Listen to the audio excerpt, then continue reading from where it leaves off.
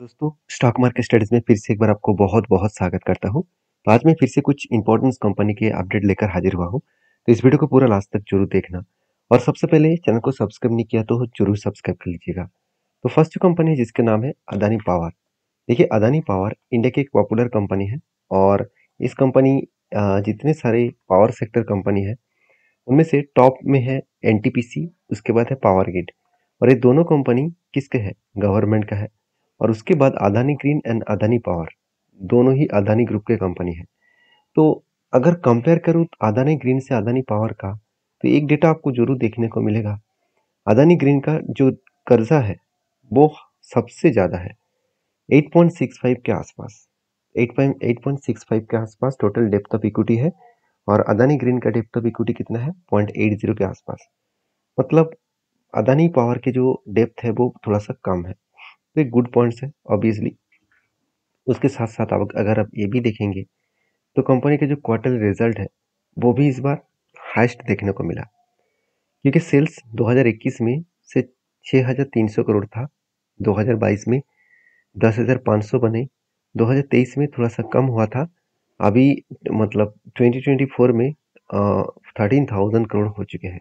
मतलब बेस्ट तरीके से कंपनी का सेल्स बढ़े, उसी तरीके से एक्सपेंस को कंपनी कंट्रोल में रखे और नेट प्रॉफिट भी बहुत शानदार हुआ 13 करोड़ से, मतलब अभी 2700 करोड़ तक देखने को मिला। हाँ, बीच बीच में जो प्रॉफिट हुआ वो ज़्यादा हुआ था, अभी कंपनी का प्रॉफिट थोड़ा सा कम हो गया। अभी कम क्यों हो गया? क्योंकि देखिए कंपनी सेल्स जितना किया एक्सपेंस भी उसी तरीके से किए हैं।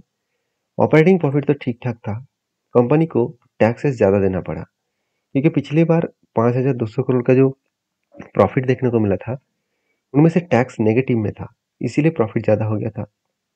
अगर उसको टैक्स ज़्यादा देना पड़ता तो प्रॉफिट उतना ज़्यादा नहीं होता जो इस बार देखने को मिला है। तो जो कंपनी का प्रॉफिट ग्रोथ ठीक है, उसके साथ साथ कंपनी के इन्वेस्टर भी ठीक ठाक है। जैसे एफएस के पास छोटा मोटा होल्डिंग है 1% के आसपास, डीएस के पास सॉरी म्यूचुअल फंड के पास 1% होल्डिंग है और एफएस के पास करीबन 14.5% के आसपास होल्डिंग्स है। बाकी होल्डिंग प्रोमोटर के पास है 72%। और प्रोमोटर के खासियत पॉइंट में आपको बता दूं, प्रोमोटर के देखा जाए तो मार्च क्वार्टर में 2023 में 2022 में 2022 से लेकर 2023 में प्रोमोटर के जो होल्डिंग है उसके साथ साथ 25% शेयर को प्लेजिंग भी रखा गया था, मतलब गिरवी रखा गया था। आज वो गिरवी जीरो हो चुके हैं। मतलब इस बार कंपनी का जो शेयर होल्डिंग है वो 72% तो है ही, मगर कंपनी का जो प्लेजिंग है वो प्लेजिंग जीरो हो चुके हैं। तो एक गुड पॉइंट्स है, एक गुड अपडेट है जो कंपनी को आगे बढ़ाने के लिए काफ़ी है। बाकी इस कंपनी के ऊपर जो टेक्निकली चार्ट पैटर्न है उसके बारे में चर्चा करूँ तो आप देखेंगे तो अदानी पावर के ऊपर एक पैटर्न क्रिएट हुआ था। वो पैटर्न कुछ इस तरीके से बने, कंटिन्यूसली बाइंग रेंज बने। तो बाइंग रेंज को मैं अगर मैं मार्किंग करूँ तो थोड़ा सा यहाँ पे मैं, हाँ अभी ठीक है। देखिए 1 2 3 4 5, 5 के 5 बाइंग कैंडल बने और टोटल कैंडल बेसिस में जब भी इस नीचे लेवल को टच करेगा तब क्या बनेगा?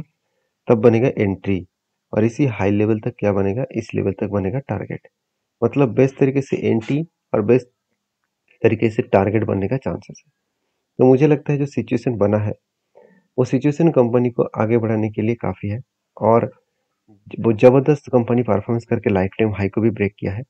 तो थोड़ा सा करेक्शन हुआ तो इस ट्रेड को मैं जरूर कुछ पॉजिटिव ट्रेड जरूर लेने वाला हूँ। फिलहाल के लिए मेरा कोई एंट्री लेवल नहीं है, फिलहाल के लिए कोई भी काम में नहीं किया हूँ क्योंकि यहाँ पे भी एक पैटर्न्स बना, उसको अगर मैं रेंज को मार्किंग करूँ तो ओवरऑल जो पैटर्न्स बना है 20% के आसपास। तो 20% के आसपास भी पैटर्न बने और यहाँ पे देखिए जो एंट्री हुआ था उसके बाद टारगेट भी हो चुके हैं, मगर इस एंट्री को मैंने नहीं ले पाया क्योंकि मुझे इंस्टेंट पता नहीं चला था, तो इसलिए मैंने एंट्री को नहीं ले पाया था। कोई बात नहीं, कभी कभी एंट्री मिसिंग भी हो जाता है। हाँ, आपको स्ट्रैटेजीज को जरूर वॉच करके रखना चाहिए क्योंकि उस स्ट्रैटेजीज आपको सही में कितना एंट्री दिया, कितना टारगेट दिया, वो देखना बहुत जरूरी था। तो नेक्स्ट जो कंपनी है उसके बारे में चर्चा करूँ, उसका नाम है टाटा पावर। देखिए टाटा पावर के बारे में बात करूँ तो टाटा ग्रुप के एक बेहतरीन कंपनी बन चुके हैं और टाटा पावर के ऊपर लगातार लगातार प्रोजेक्ट मिलते चले जा रहे हैं। पिछले दिनों में एक वीडियो बना के आपको शेयर भी किया था, तब बताया था कि जो गवर्नमेंट है, सरकारी कंपनी है, और सरकारी संस्थाएँ के जो रूफटॉप जो बिल्डिंग्स हैं, उसके रूफटॉप के ऊपर सोलर पैनल लगाने का जो प्रोजेक्ट है, वो टाटा पावर को दिया गया है।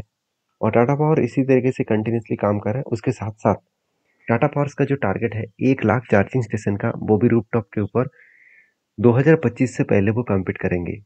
ये बात मैं नहीं बता रहा हूँ, आप खुद ही यहाँ पे जाकर देख सकते हैं। देखिए, it also manufacture solar rooftop plan to build 1 lakh EV charging station by the 2025। तो ये सारे पॉइंट्स कंपनी को आगे बढ़ाने के लिए एक अच्छा खासा मोटिवेट करते हैं। और यहाँ पे देख सकते हैं कंपनी का वैल्यूएशन भी थोड़ा सा सस्ता है। कितना सस्ता है, चलो एक बार मैं आपको देखा भी देता हूँ।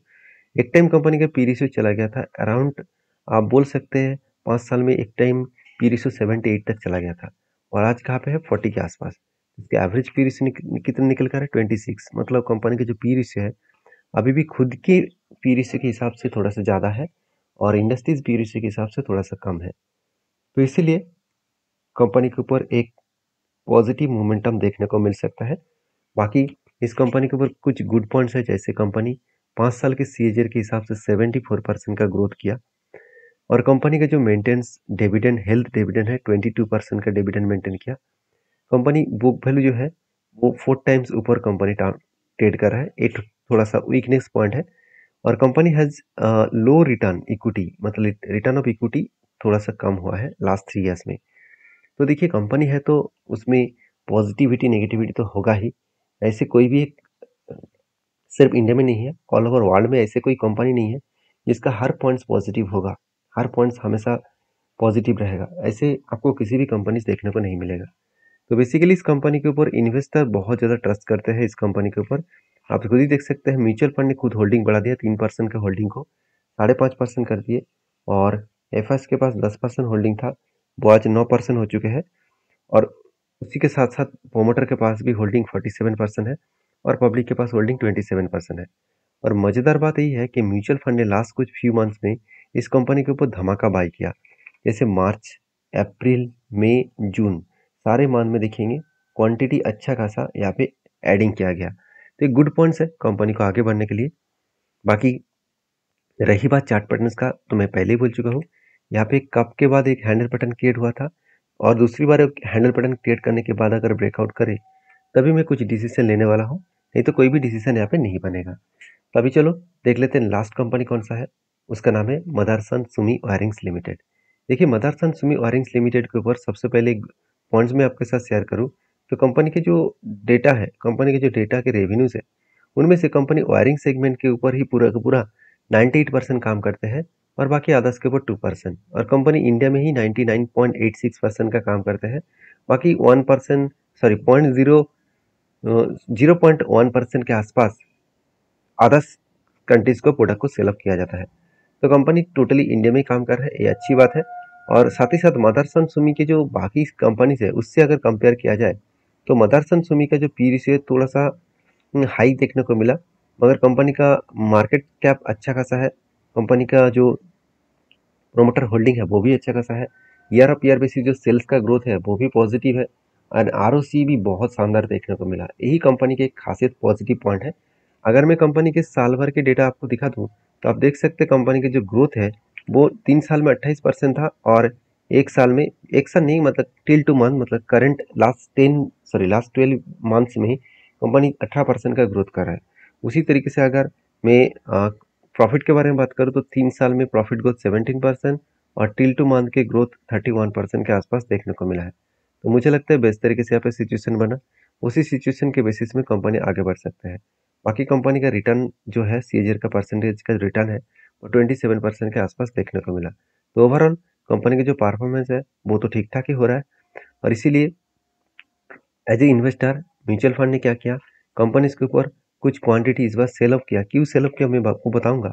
उससे पहले देखिए, मार्च और मई और जून मंथ में कुछ क्वांटिटी का यहाँ पे सेल ऑफ किया गया। क्यों सेल ऑफ किया गया, चलो मैं आपको बताता हूँ। देखिए, कंपनी के सेल होने के पीछे आप यहाँ पे देख सकते हैं कंटिन्यूसली सेल ऑफ होने के पीछे एक कारण है, वो है कंपनी का टारगेट। देखिए, कंपनी के ऊपर जो एंट्री लेवल बना था वो कुछ शानदार तरीके से एक पैटर्न्स बना था, काफी धन्य पैटर्न्स बने।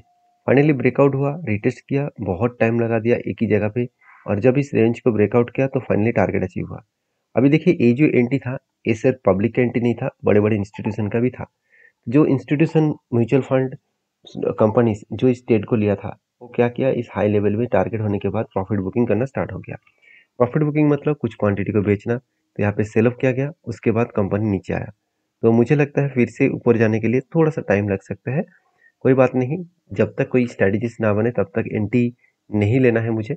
और मैं पहले जो एंट्री बना था वो मैं आपके साथ शेयर कर चुका हूँ। आपके क्या ओपिनियन है इस कंपनी के ऊपर जरूर कमेंट्स करके बताना। नेक्स्ट कंपनी है एनएससी फूड्स लिमिटेड। बेसिकली एक नैनो कैप टाइप कंपनी है और 70 रुपीज़ के प्राइस में चलने वाला कंपनी है। और कंपनी के ऊपर गुड अपडेट है यही स्प्लिट का, मतलब एक के बदले 10 शेयर कंपनी देने वाले हैं। तो एक बात को याद रखना कि 22 तारीख को आपको स्प्लिट दे रहा है, इसका मतलब फटाफट जाकर बाई कर लेंगे ऐसे मत करिए। मेरा अब कहने का मतलब है कि स्प्लिट होने के बाद 70 रुपीज़ शेयर को 10 से डिवाइड किया जाएगा तो कितना आएगा, 7 रुपीज़। मतलब शेयर प्राइस स्प्लिट होने के बाद 7 रुपीज़ में देखने को मिलेगा। तो सोच समझ कर डिसीजन लेना, क्योंकि मैं हमेशा बोलता हूँ कि किसी भी कंपनी के ऊपर काम करने से पहले खुद की रिसर्च एंड ओपिनियन जरूर होना चाहिए। मेरी तरफ से कोई भी बाय एंड सेल का रिकमेंडेशन नहीं है। तो मिलते हैं नेक्स्ट वीडियो में, तब तक के लिए धन्यवाद।